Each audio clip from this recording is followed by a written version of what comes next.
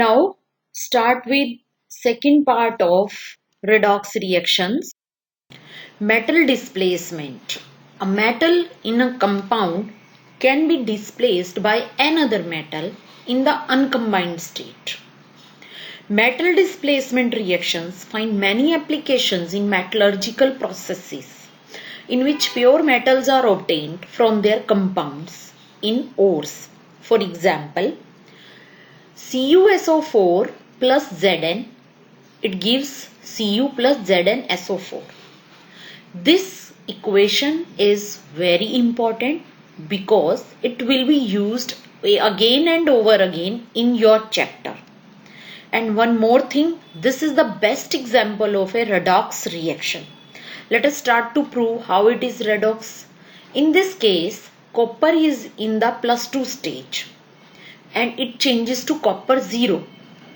Means there is decrease in the oxidation number. So it is showing reduction. Now move for sulfur.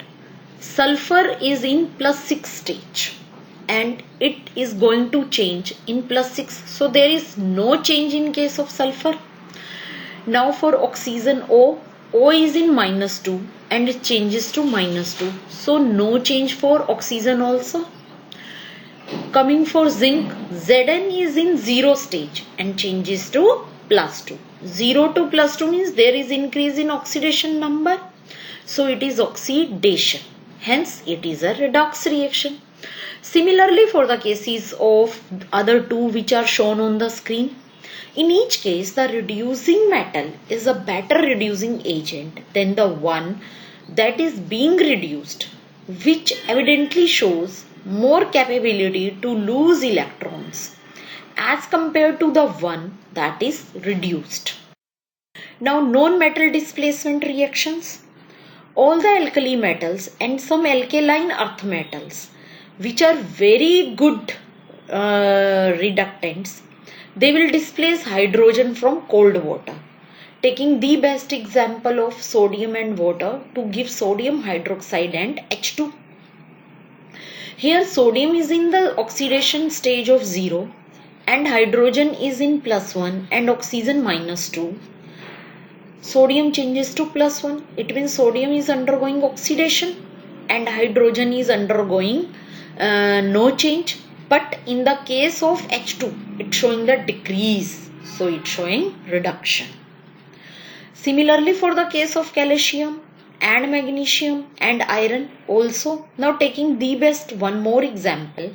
Many metals, including those which do not react with cold water, are capable of displacing hydrogen from acids.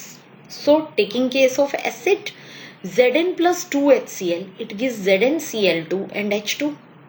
In this case zinc is in 0 stage, will change into zinc +2 and Cl is in minus stage. It's showing no change, but H is showing change. H was +1, now it is 0. So it is an example of redox reaction. Now disproportionation reactions. Disproportionation reactions are a special type of redox reactions. In a disproportionation reaction, an element in one oxidation state simultaneously is oxidized and reduced. One of the reacting substances in the disproportionation reaction always contains an element that can exist in at least 3 oxidation states. The element in the form of reacting substances is in the intermediate oxidation state and both higher and lower oxidation states. Now taking example of hydrogen peroxide H2O2.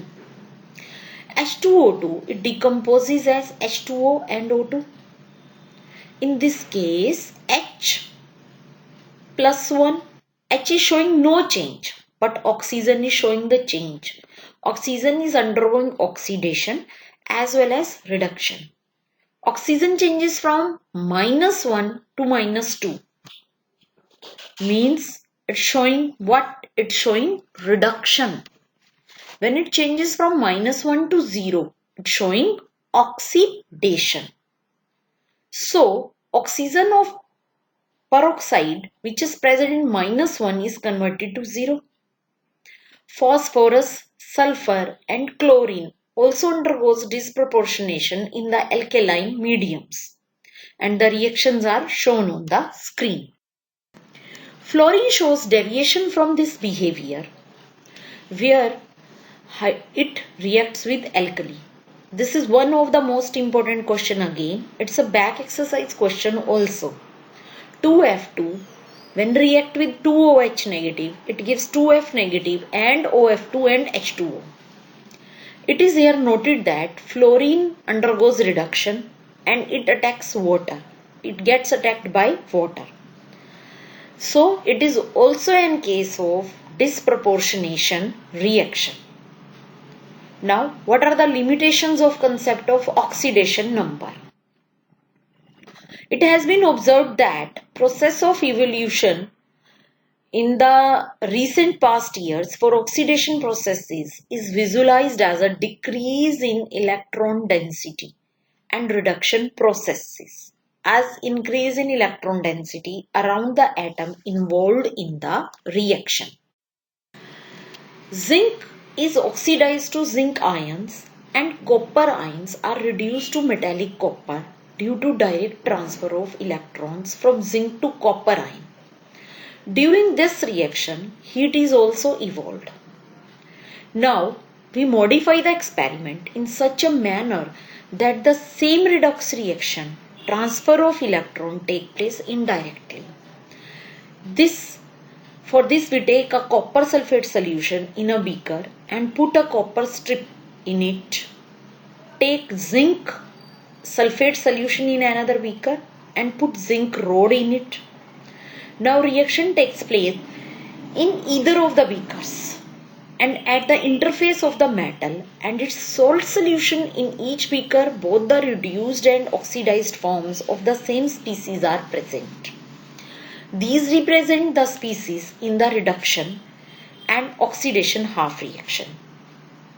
A redox couple is defined as having together the oxidized and reduced forms of a substance taking part in an oxidation or reduction half reaction.